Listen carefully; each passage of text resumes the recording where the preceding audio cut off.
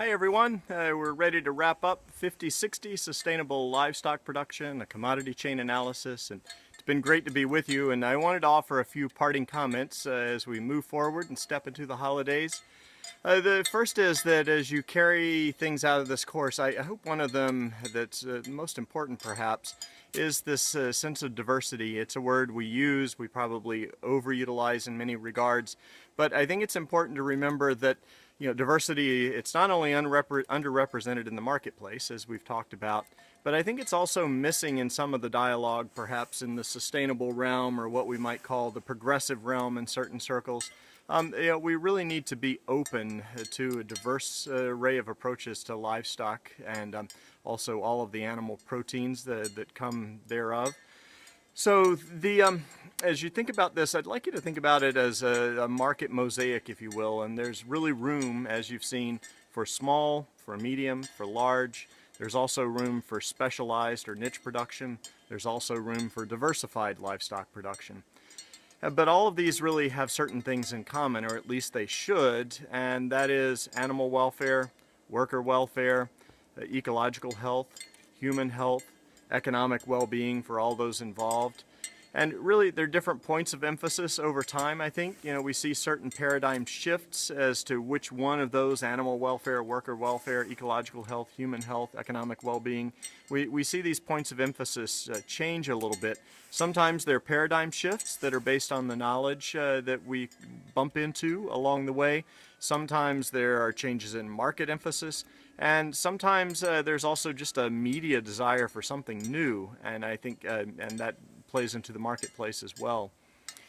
So I do worry about sustainable livestock production in these conversations at different points in time. I think there are moments when we don't think enough about the differences between several things.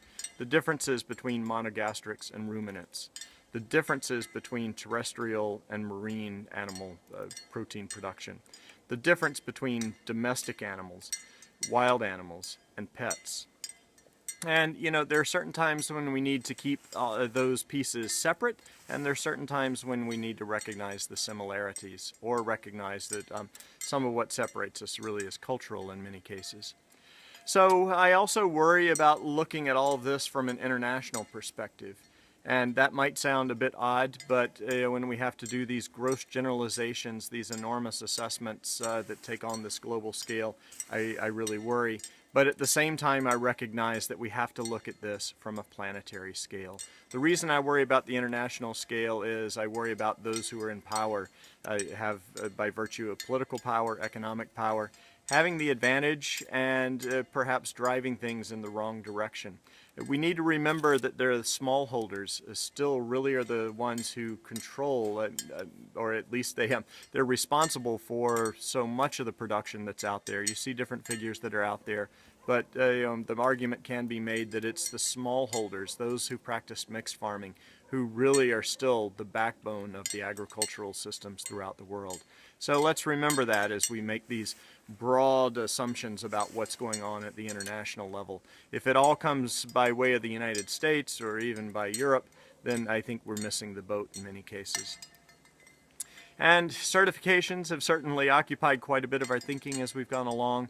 And in the end, it may not be the certifications themselves that are so important. The certifications, whether they're global, they're local, they're product specific, really what's important probably is this dialectic, this tension, this push and this pull between ethics and values, the push and pull of the marketplace. It may in fact be that dynamic, that dialectic that really is important, and not just what certifications we end up with.